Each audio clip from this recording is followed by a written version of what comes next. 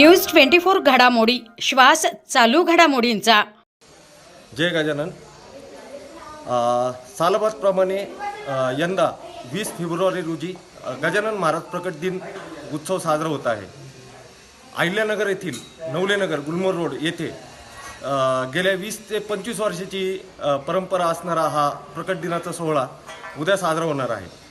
तर या प्रकट दिनानिमित्त येथे सकाळी 9 वाजता पालखी सोहळा, तसेच 12 वाजता महाआरती आणि तदनंतर महाप्रसादाचा कार्यक्रमाचे भव्य आयोजन करण्यात आले आहे।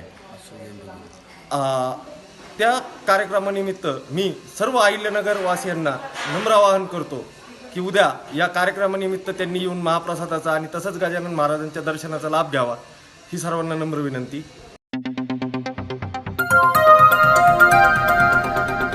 न्यूज 24 घडामोडी श्वास चालू घडामोडींचा।